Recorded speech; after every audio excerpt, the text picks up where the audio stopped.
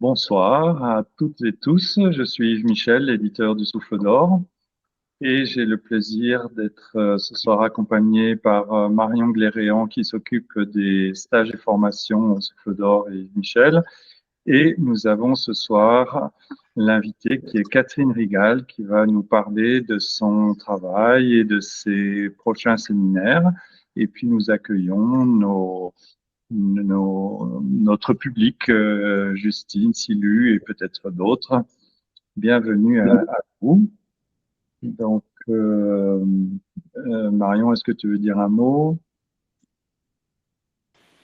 Oui, eh bien, avec Yves, nous avons souhaité développer ce pôle formation pour présenter à tous les lecteurs la possibilité de poursuivre les lectures justement par des expériences et se former vraiment concrètement à des pratiques. Donc, c'est la prolongation, on va dire, des livres.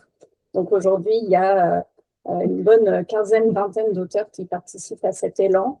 Et donc, nous avons le plaisir de le faire aussi avec Catherine qui est là. Eh bien, bonsoir Catherine. À toi de te présenter un petit peu. Bonsoir. Eh bien, déjà, merci beaucoup au pôle formation du Souffle d'Or d'organiser tout ça et de mettre ce webinaire à ma disposition. C'est un outil quand même assez intéressant et que je ne saurais pas forcément mettre en place toute seule, en tout cas pas avec une grande audience. Bonjour à vous qui êtes déjà là ce soir. Et alors, me présenter, c'est déjà vous dire que, pour commencer, je suis vétérinaire, que j'ai travaillé pendant 20 ans comme vétérinaire en clientèle réputée classique, comme je dis, dans laquelle je pratiquais, quand je le pouvais, l'homéopathie uniciste, puis d'autres progressivement de la phytothérapie, et jusqu'à du soin énergétique d'ailleurs, bon, ce qui était pas tout à fait dans les clous de l'époque, mais c'était comme ça. Et puis, je suis aussi praticienne en psychothérapie et en constellation familiale. Cette formation est arrivée dans ma vie par l'opportunité, je veux dire la chance, aujourd'hui je peux dire ça, à l'époque c'était un peu différent, d'une très grosse dépression qui m'a amenée à rencontrer la psychothérapie humaine, donc et avoir envie de me former alors à tout le transpersonnel et puis jusqu'aux constellations familiales que j'exerce à l'heure actuelle depuis les années 2026, hein, 2006, pardon. 26, c'est aujourd'hui. Donc oui, ça fait 20 ans cette année, on pourrait le dire comme ça. Et puis, chemin faisant, j'ai modélisé la constellation animale, mais on va peut-être laisser un peu de suspense. Bon, et tu habites dans le Jura? Alors, je suis localisée dans le Jura, effectivement, ce qui ne m'empêche pas de travailler avec des personnes d'un peu partout, y compris, bon, de Suisse, c'est pas très loin du Jura, mais quand même, les gens ne font pas toujours le voyage. Ça veut dire que je travaille par téléphone, hein, aussi bien avec les humains qu'avec les animaux pour la constellation animale. Et alors, qu'est-ce que c'est que la constellation animale? Peut-être tu peux rappeler déjà ce que c'est un peu que la constellation familiale pour les personnes qui ne connaîtraient pas et qui verront le replay. Et puis ensuite, comment toi, tu as intégré les animaux dans ce processus. Alors, la constellation familiale, aujourd'hui, je dis, c'est un outil de thérapie parmi beaucoup d'autres, avec quand même un potentiel, une puissance qui est assez impressionnante et qui, moi, me passionne totalement. Et la constellation familiale, c'est une pratique phénoménologique, c'est-à-dire qu'on va partir de ce que le corps exprime et on va traduire cette expression en mots, hein, on va traduire les mots en mots hein, dans le déroulement de la constellation. Alors, pourquoi constellation? Ça n'a rien à voir avec l'astrologie, contrairement au terme que Bert Hellinger, qui est le réputé père de la constellation en Occident, qui est secondé, enfin, disons que concomitamment, il y a plusieurs origines, hein, Bert Hellinger d'une part, et puis d'autre part, Idriss Lahore, qui lui s'est appuyé sur la culture soufie. Les soufis, dans les années 1200 après Jésus-Christ, pratiquaient des rituels, hein. Les soufis, c'est les derviches tourneurs, entre autres, enfin, c'est un rituel aussi de méditation, et ils pratiquaient des constellations familiales. Bert Hellinger, lui, de son côté, il a réinventé la constellation familiale, en fait, tout au fil de son parcours. Et les deux hommes se sont rencontrés, ils ont vécu à peu près dans les mêmes époques. Bert Hellinger étant plus âgé, hein, plus ancien en tout cas, et les deux sont morts autour de l'époque Covid, hein, entre 19 et 21. Et c'est donc au départ une pratique de groupe qui va, dans ce groupe, on va placer des représentants de certaines personnes de la famille qui vont mettre en place le système familial tel qu'il est vu par la personne dans une perspective particulière. Hein, par exemple, pendant que je suis au travail face à mon patron, l'image de ma constellation familiale va être intéressante et va se repositionner comme une espèce de papier calque qui va faire que je vais remettre chaque personnage qui est autour de moi dans les différents endroits des représentants de ma famille. Et c'est comme ça qu'on peut comprendre qu'effectivement, par exemple, au travail, si j'ai été en colère en permanence contre mon patron, contre mon père, pardon, et que je suis encore dans cet état-là à l'heure actuelle, eh bien, je vais être en colère contre mon patron, même si il n'a pas des pratiques au départ qui sont forcément à me mettre en colère. Et puis en très grosse colère, parce que derrière, il y a toutes les colères transgénérationnelles. Alors, c'est très sommaire comme explication. Je détaille un petit peu plus dans le livre. Ce qu'on observe et ce qu'on vit en tant que représentant quand on est dans la constellation, c'est que le corps va rentrer en résonance avec l'histoire de la personne que l'on est en train de représenter. Et on va avoir des signes, des symptômes dans notre corps qui sont en lien avec ce champ énergétique qui est là pendant le travail. Et donc, ce qui s'est passé pour moi, c'est que quand j'ai rencontré la constellation familiale, après avoir fait tout mon cursus de psychothérapie, de psychothérapeute d'ailleurs, eh bien, j'ai eu l'impression d'avoir la pièce de puzzle qui me manquait pour comprendre ce que j'avais observé entre les humains et les animaux. Parce que j'avais déjà travaillé presque, pas tout à fait pendant ça, une quinzaine d'années déjà que je travaillais comme vétérinaire. Et régulièrement, j'observais des similitudes de pathologie entre les clients et leurs animaux. Et ça, c'était très, très surprenant. Aujourd'hui, ça paraît tout à fait naturel et presque normal aux gens qui travaillent avec les animaux. Dans les années 90, c'était un peu plus subtil et il y avait peu de gens qui avaient conscience de ça. J'en parlais avec mes confrères, ils n'avaient pas l'impression de voir ça.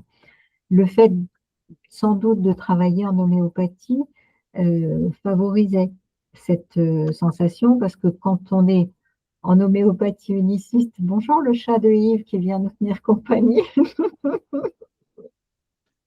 et participer. Quand je suis en physio, elle vient souvent me voir. Bah oui, la mienne n'est pas là, elle n'avait pas envie de venir participer, je crois, ce soir. Et en fait, quand on veut pratiquer l'homéopathie uniciste, il faut un questionnaire assez conséquent Alors, après l'examen de l'animal, ben, on s'assied en face du propriétaire et on lui pose pas mal de questions. Et bah, qu'est-ce qui se passe à la maison? Comment est-ce que vous vivez? Est-ce qu'il y a des éléments? Et assez régulièrement, les propriétaires me disaient: «Ah bah oui, mon chien a de l'arthrose, moi aussi», et il y avait comme ça des choses, des démangeaisons particulièrement. Alors, hormis tout ce qui était parasitaire évidemment, puisque si on si, si on a une gale, si notre animal a une gale, on a des chances de l'attraper, donc là, c'est autre chose. Mais quand j'étais face à un chien à eczéma, il n'était pas rare que la personne me dise: «Ah ben oui, mon fils, mon mari, il fait de l'eczéma depuis toujours», enfin et cetera. Et ben voilà, je pouvais observer, mais je n'avais rien pour utiliser finalement ces éléments-là. Et avec la constellation familiale, bien, m'est venue l'idée que l'animal était en fait un représentant, c'est-à-dire que les symptômes qu'il présentait, les maladies qu'il présentait, étaient comme les signes des représentants dans la constellation familiale. Et donc, d'où mon idée de modéliser la constellation animale en partant des ressentis de l'animal pour basculer dans la famille humaine dans laquelle cet animal vit et pouvoir faire évoluer le système des humains, puisque moi j'ai les deux casquettes, et à partir de là, permettre aux animaux de ne plus avoir de raison de porter une pathologie, puisque les symptômes sont résolus. Alors, il y a Justine qui aimerait intervenir. Oui. Ouais, j'avais une question par rapport à ça justement. Est-ce que dans le système du coup où l'animal présentait la pathologie, est-ce que parfois ça pouvait être lié à un membre de la famille qui était peut-être éventuellement déjà décédé ou à une filiation plus haute que la famille en tant que telle enfin la famille avec juste composé, je sais pas la famille classique on va dire dans lequel vivait l'animal? Oui, c'est une très bonne question, effectivement. L'objectif de la constellation familiale, hein, mais moi maintenant je dis constellation tout court et j'englobe à ce moment-là familiale, systémique et animale en définitive. Euh, on a les mêmes principes qui régissent les trois. Eh bien, effectivement, nous sommes constitués de mémoires qui viennent de nos ancêtres. Les psys disent dans l'inconscient. Alors bon, moi en tant que véto, ça ne me satisfaisait pas trop comme explication, hein, comme origine de ces histoires. Et à force de réfléchir et de regarder, je me suis dit que finalement, ça doit bien être l'ADN qui est porteur de ça, hein. Si on réfléchit bien, l'ADN, c'est ce qui fait que je suis la personne que je suis, hein, dans son entièreté, avec mes façons d'être, avec la couleur de mes cheveux, la couleur des yeux, la forme des oreilles, etc. De la même manière pour chacune de vous. Et par contre, cet ADN, ben, il me vient pour moitié de mon père et pour moitié de ma mère. Et pour eux-mêmes, c'est la même chose, c'est les grands-parents, et puis etc., jusqu'à Adam et Ève Cro-Magnon. Et donc finalement, la personne que je suis est liée à cet ADN qui vient de si loin, à tous ces mélanges d'ADN qui viennent d'extrêmement loin. Et les généticiens aujourd'hui nous disent que les émotions impactent l'ADN. Alors, ce n'est pas tout à fait l'ADN, en réalité, c'est le chromosome, c'est-à-dire l'épigénétique, ce qui est autour des molécules d'ADN. Et ces molécules qui sont autour sont celles qui sont responsables de l'inhibition, c'est-à-dire de permettre ou d'empêcher un gène de s'exprimer. Et certains autres, hein, enfin ils sont relativement nombreux, je pense, à travailler dans le domaine de la génétique, ceux-là disent aussi que l'ADN d'une personne porte l'ensemble des mémoires de toute l'humanité. Alors, ça paraît assez extravagant de se dire ça comme ça, avec l'épigénétique qui est autour qui permet que certaines puissent s'exprimer et pas d'autres. Ce qui fait que si on va au bout de ce truc-là, on pourrait presque, une personne brune à cheveux frisés pourrait devenir blonde avec les cheveux droits. Alors, bien sûr que là, on ferait des manipulations génétiques assez épouvantables et j'espère bien qu'on n'arrivera pas à faire ces choses-là. Mais l'ADN, c'est une molécule d'ADN, c'est quand même c'est à l'échelle réelle, si je débobine la molécule d'ADN, ça fait 2 kilomètres. Et ces 2 kilomètres, ils sont comprimés, embobinés comme ça, au point qu'on ne les voit même pas. Donc ça, c'est des choses assez magiques. On est dans un monde assez fantastique. Et alors, tu as décrit le processus, mais ça amène à quoi? Quel est l'objectif et le résultat de ce processus où les personnages, au cours du processus, bougent autour de la personne centrale, hein? Alors, ils vont bouger, ils vont aussi, je vais leur suggérer de mettre des mots, justement, on l'a dit tout à l'heure, des mots MOTS, certaines phrases qui vont vraiment, c'est des vibrations en fait. Le son peut permettre aussi des choses de cet ordre-là. Et effectivement, on s'aperçoit que quand les mots, les phrases sont mises sur les sensations corporelles, exprimant ce que la sensation corporelle manifeste, eh bien, on s'aperçoit que la sensation lâche parce que ça a été exprimé, donc il n'y a plus besoin que le corps le porte. Et l'objectif final, c'est que tous les représentants soient tranquilles dans leur corps. Et donc, l'objectif de la constellation animale elle-même, c'est que l'animal soit libéré de cette pathologie qui est la sienne. Et dans le même temps, ce bien-être qui est arrivé pour l'animal, il s'accompagne de bien-être pour l'humain, puisqu'en fait, ils sont directement en résonance les uns avec les autres.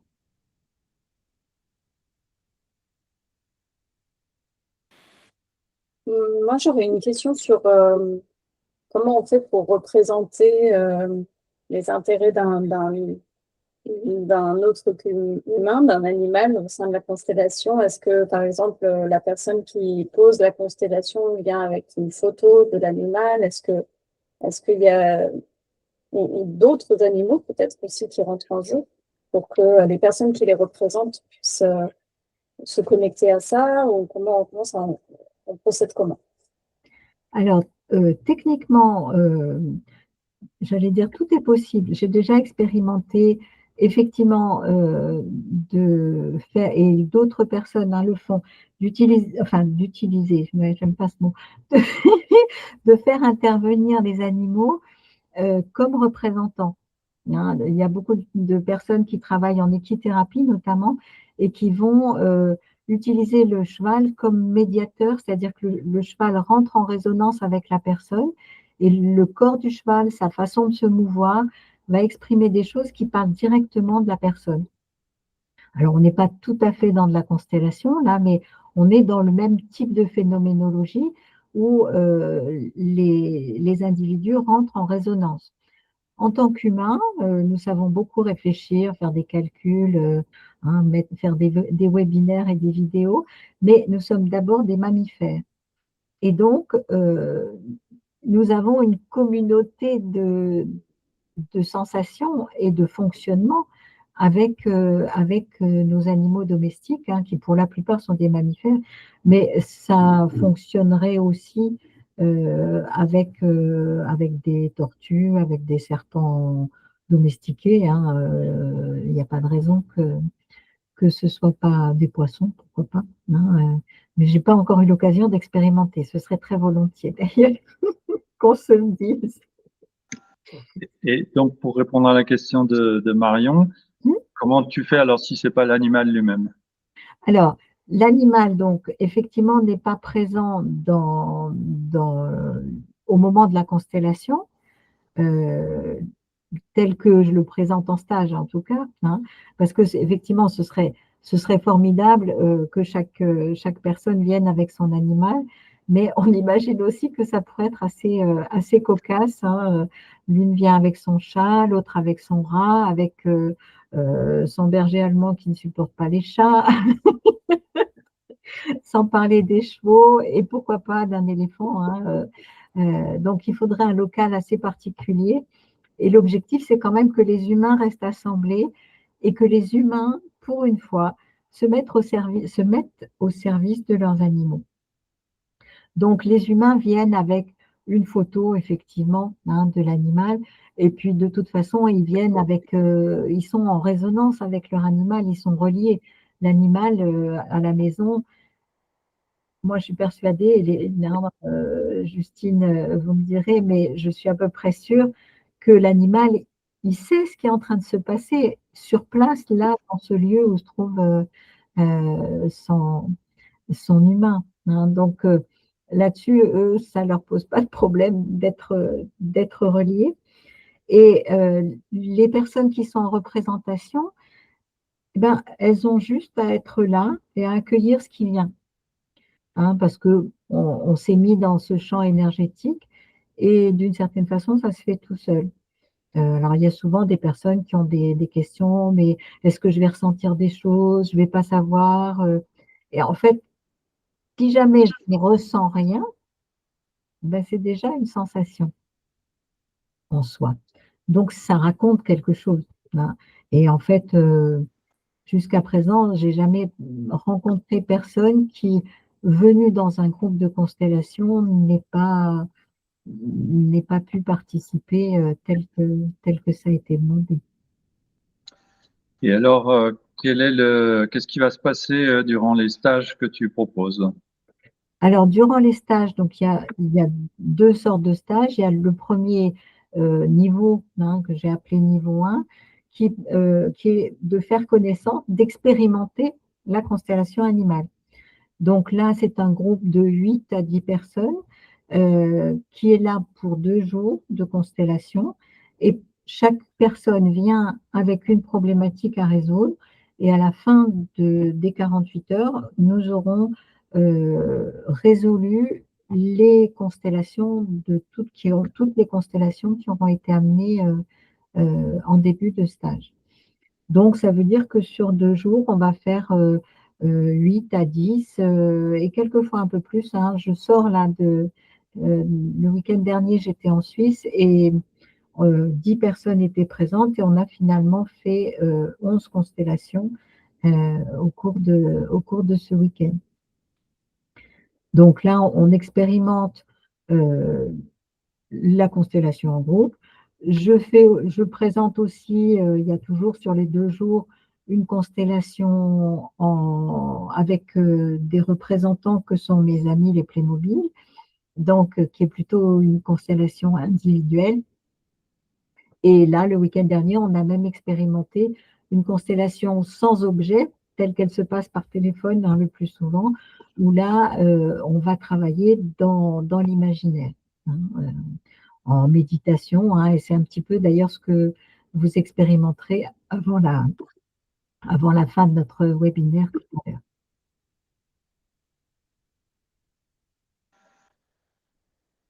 Marion, tu as des questions?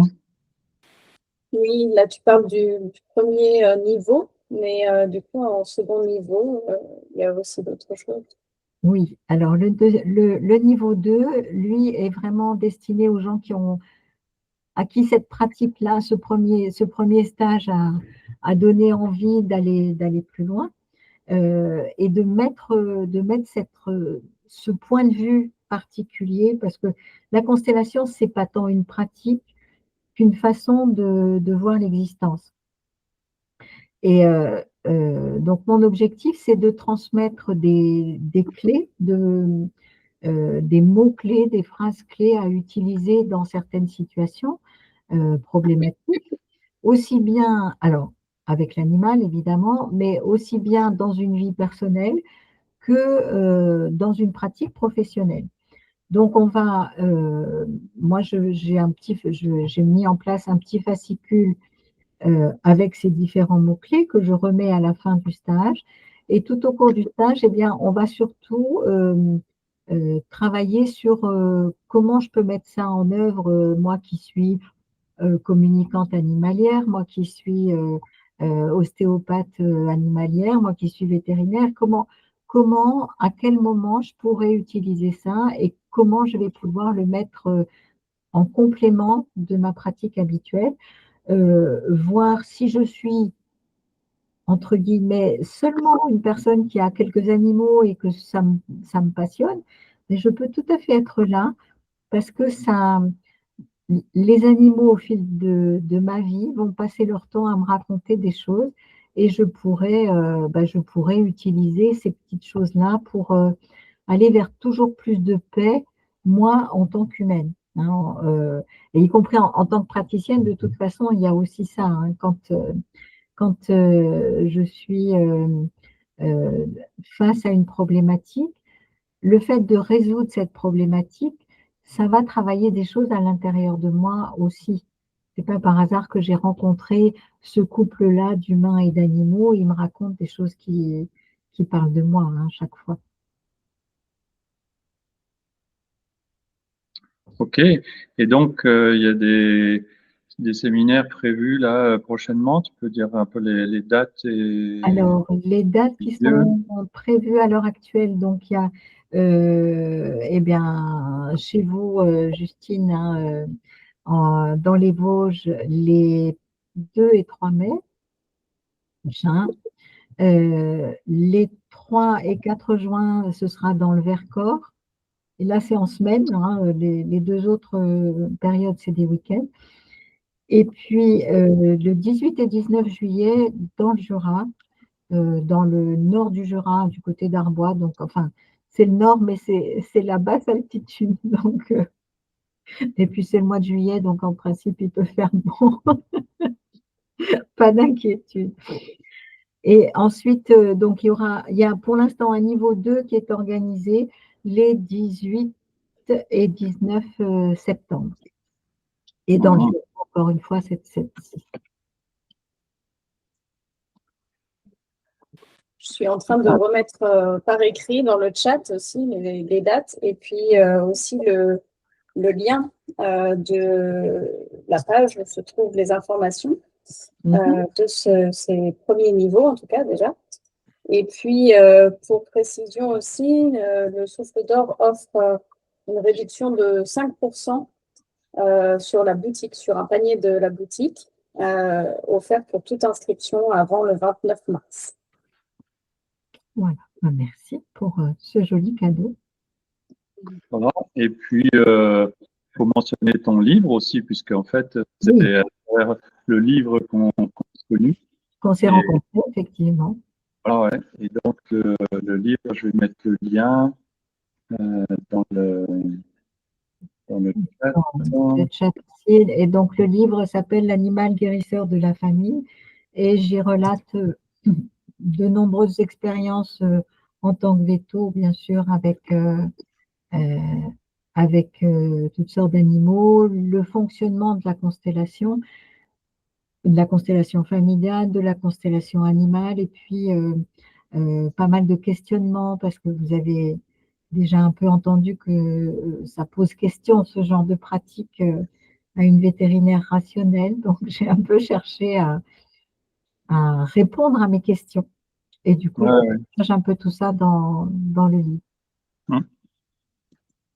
Bon, si vous avez des questions, Justine et Silu, merci de prendre le micro et de profiter de l'occasion de parler directement à l'autrice du livre et l'animatrice des séminaires.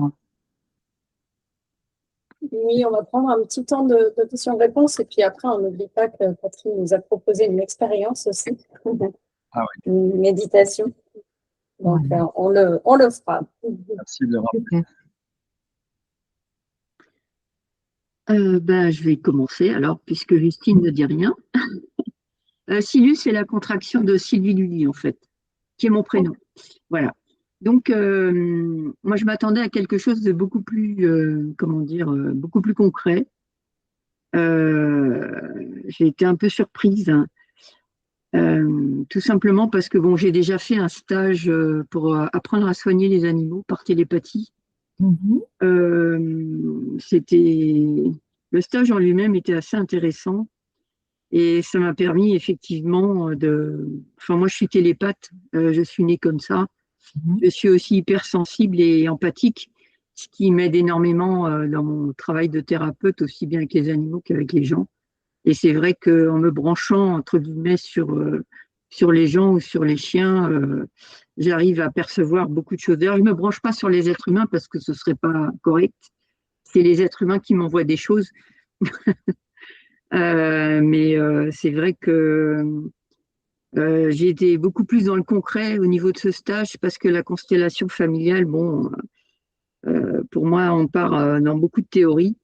Alors personnellement, ça fait 35 ans que je travaille sur moi, donc j'ai fait plusieurs thérapies moi-même, avec d'autres personnes évidemment, sur mon histoire. Mais en fait, au niveau de l'animal en lui-même, euh, euh, on ne parle pas finalement du début de sa vie, de tous les traumatismes qu'il aurait pu acquérir pendant le début de sa vie, au moment où il est né, dans quelles conditions il est né. Et là, je viens justement d'avoir un chiot qui est de janvier 2025. Et je me suis retrouvée dans un élevage où on maltraitait les animaux. Et c'est mon 6e Westie, Alfie. Et c'était assez impressionnant parce que j'ai eu un coup de foudre pour ce chiot dès que je l'ai vu. J'étais à peine capable de regarder ce qui se passait autour de moi. Tellement ça a été un coup de foudre violent, mais mon cerveau a tout enregistré. Et je me suis retrouvée avec un chiot qui avait des problèmes, donc qu'il a fallu gérer. Et malheureusement, j'avais un autre Westie aussi d'une 12aine d'années qui s'est fait écraser par le facteur. Le facteur venait de derrière nous. Et je peux faire un parallèle entre ce qui s'est passé avec mes animaux et ce que vous proposez. Voilà. Alors, tout dépend. Bon, vous avez des outils qui vous permettent d'être en paix avec le vécu de vos animaux, si j'ai bien compris. Qui me permettent de travailler plus exactement, parce que être en paix, bon, c'est pas vraiment le cas. Il y a énormément de travail à faire par rapport à tous les traumatismes que j'ai pu gérer, mais c'est vrai que j'ai une certaine expérience par rapport à ça. Et mais c'est compliqué, c'est toujours compliqué. Et c'est vrai que je me suis dit peut-être que la constellation animale, ça pourrait être un outil en plus qui me permettrait de gérer les choses d'une façon différente, mais là, je ne vois pas comment. En plus, moi, j'habite en Bretagne et d'après ce que j'ai vu, vous faites tous vos stages qui sont assez éloignés de l'endroit où j'habite. Pour l'instant, effectivement, moi, je vis dans le Jura, mais alors, si vous me trouvez 10 personnes en Bretagne, je viens très volontiers. Eh bien, j'ai envoyé le lien de ce webinaire, notamment dans un groupe Facebook qui s'appelle Adopte à Westie, parce que je cherche une femelle Westie aujourd'hui. Et je suis très surprise vraiment de voir que personne n'est venu en fait de ce groupe. Et franchement, vu tous les problèmes qu'ils peuvent avoir avec leurs animaux, je suis un petit peu déçue, je vous avouerai. Je comprends. Mais merci en tout cas d'avoir transmis les infos. Et puis, vous savez, je crois qu'on sème des graines et elles germent quand c'est le moment. Le ciel les arrose et puis c'est le moment où elles grandissent et quand c'est le bon moment, ce sera le bon moment. Ça ne veut pas dire qu'il n'y aura pas quelque chose en Bretagne. Je connais un lieu très bien, je ne saurais pas vous dire de tête comme ça à quel endroit, mais j'ai déjà un très joli lieu en Bretagne qui pourrait m'accueillir. Par contre, je n'ai pas un grand réseau sur la Bretagne, donc pour rassembler 10 personnes, j'ai besoin effectivement, comme avec ce qui va se passer dans les Vosges, eh bien, Justine a décidé que elle voulait que je vienne dans les Vosges, donc elle se donne les moyens de trouver des personnes dans cette direction-là. Donc pourquoi pas, hein, si vous le sentez. Et puis déjà le fait que vous ayez lancé un petit peu des choses, ça va faire son chemin. Ça me conviendrait de venir en Bretagne. En tout cas, j'ai passé le lien, donc ils ont vos coordonnées, ils ont votre nom, ils savent ce que vous faites. Maintenant, bon, c'est à eux de voir aussi, hein. Voilà, et comme disait Ambroise Paré, hein, vous savez qu'Ambroise Paré, c'est le père de la chirurgie, hein. Ambroise Paré, à l'époque de François Ier, quand il s'occupait d'un malade, c'était des humains, hein, qu'il soignait, il disait: je le pensais, Pansai, et Dieu le guérit. Il avait la sagesse encore, ce médecin-là, de savoir que ben voilà, il faisait ce qu'il pouvait et puis que l'univers, la vie, Dieu, hein, on met les mots qui nous conviennent là-dessus, ferait au moment où ce serait le bon moment, des choses telles qu'elles auraient besoin. Donc j'espère bien vous rencontrer en vrai, hein. On va lancer ça dans l'univers ensemble et ça va se faire. Je ne sais pas quand, mais nous sommes là pour quelque temps encore, vous êtes d'accord? Alors, c'est peut-être le moment de proposer l'exercice que tu as préparé. Voilà, alors nous allons effectivement faire alors je n'appelle pas tout à fait ça un exercice, excuse-moi, Yves, Oui, mais je peux contredire. J'ai envie de vous proposer effectivement une petite méditation autour du deuil animalier parce que ben, qui que nous soyons, qui ayons eu un jour dans notre vie un animal, à un moment donné, nous nous retrouvons confrontés à ce deuil, étant donné que nos animaux, bon, sauf les tortues des Galapagos, vivent quand même beaucoup moins longtemps que nous. Et donc, je vous propose ce petit temps pour faire de la paix. Alors, j'ai parlé de paix tout à l'heure. Euh, je n'ai pas retenu, je vais vous appeler Silus, je suis désolée parce que je n'ai pas retenu votre prénom complet sans acronyme. Euh, L'objectif de la constellation animale, familiale ou systémique, c'est vraiment la paix intérieure, la paix pour la personne qui constelle, hein.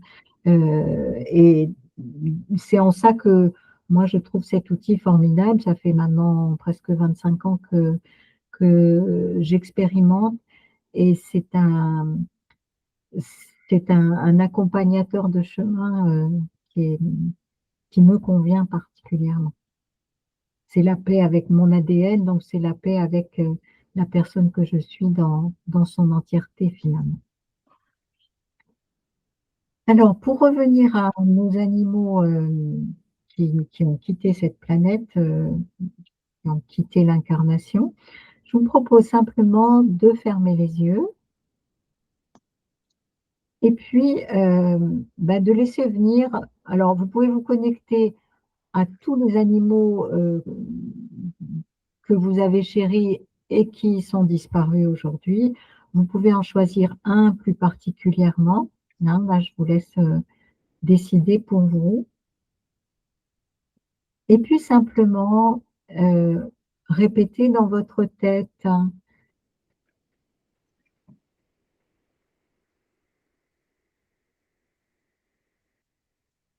je suis heureuse de t'avoir rencontré dans ma vie.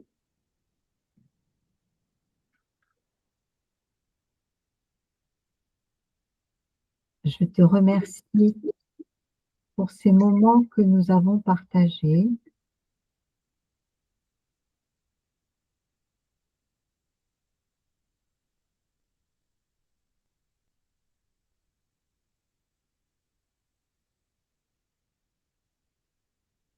Je te remercie pour tout ce que tu représentes et tout ce que tu as porté pour moi durant ton existence à toi.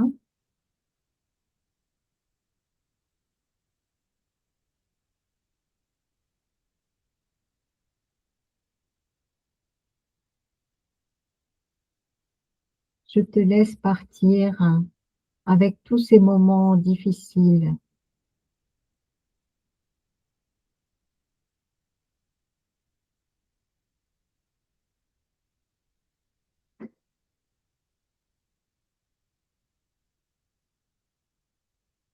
Tu as une très grande place dans mon cœur.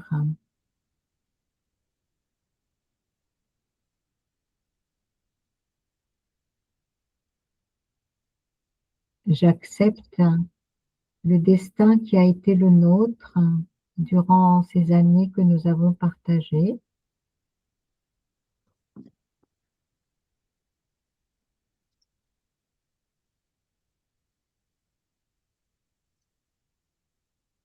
J'accepte que je ne puisse rien faire pour le faire changer.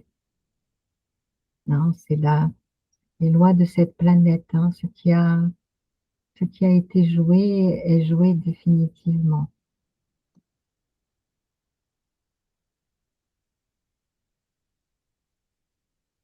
Je suis désolée pour tout ce que je n'ai pas pu faire.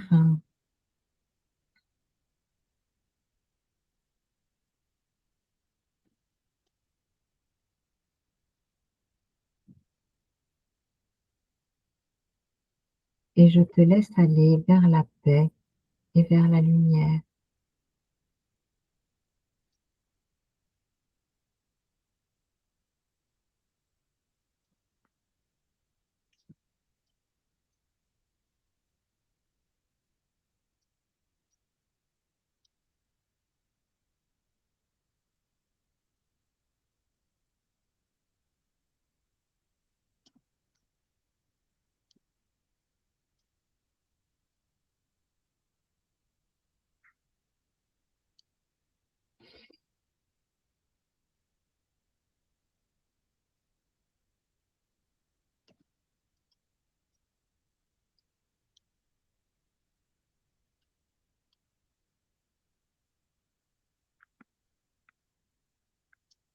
Je sais que dans l'énergie, quelque part, d'une façon ou d'une autre,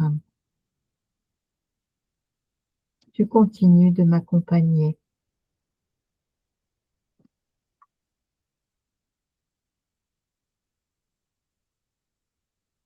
par le cœur.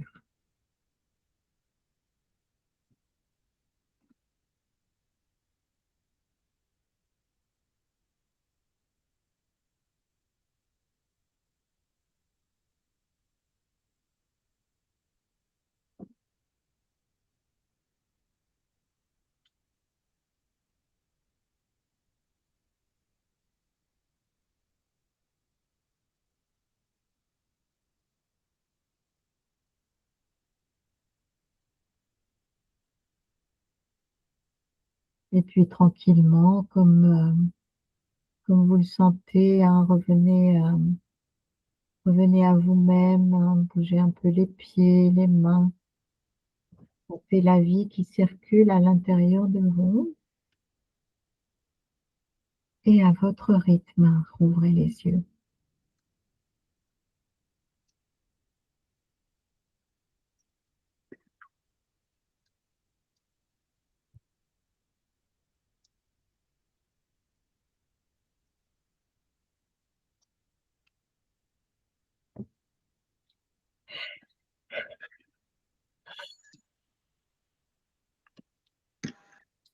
Bon, je suis désolée, ça ne se fait pas de bâiller la bouche ouverte dans une vidéo.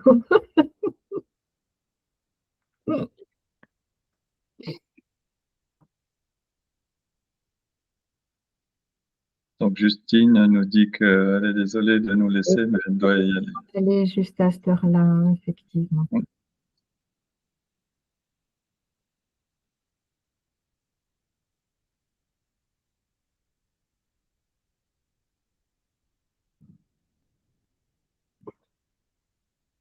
Et moi, j'ai pensé à une chatte qui, qui s'était fait écraser malencontreusement par un chariot agricole quand j'étais adolescent et qui est venu à mon esprit comme ça. Et ma chatte actuelle est venue s'installer sur mes genoux et elle a la même robe que cette chatte à l'époque. Et voilà, c'est un lien assez direct. Il y a un vrai lien énergétiquement, c'est fort ce qui se fait. Voilà, maintenant tu vas pouvoir accueillir celle d'aujourd'hui telle qu'elle-même et plus comme une réminiscence ou un remake, diraient les Anglais.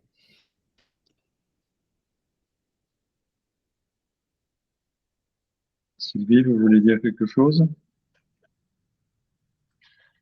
En fait, ce travail-là, moi, je l'ai fait avec chacun de mes chiens parce qu'au moment de partir, ils sont sur mes genoux et puis je les remercie pour le moment qu'ils ont passé avec moi, d'avoir porté un certain nombre de mes problèmes, de m'avoir porté moi aussi. Je les remercie d'avoir partagé ma vie, de tout le bonheur qu'ils m'ont donné et que j'ai beaucoup de gratitude envers eux et aussi envers l'univers pour me les avoir envoyés. Je les remercie d'avoir accepté de venir partager ma vie parce que je sais que les animaux, en fait, ils sont tous missionnés pour aider les humains d'une façon ou d'une autre. Voilà, donc c'est un travail. D'ailleurs, le tout premier chien que j'ai pris dans mes bras pour l'aider à s'en aller, il m'a fallu pour être capable de le faire, quoi. 3 mois de travail sur moi pour être capable de faire ça. Et en plus, c'était un chien qui ne voulait pas s'en aller, donc il y avait tellement de problèmes de santé que. Et j'oublierai jamais ce chien qui a fini par s'en aller. Et je suis médium aussi, donc je discute avec les âmes. Je suis passeuse d'âmes aussi. Et en fait, l'âme de ce chien voulait pas s'en aller dans la lumière. Il voulait que je mette ses cendres dans un de mes pots de fleurs pour que je puisse le garder avec moi en permanence. Mais il avait une âme incroyable, ce chien.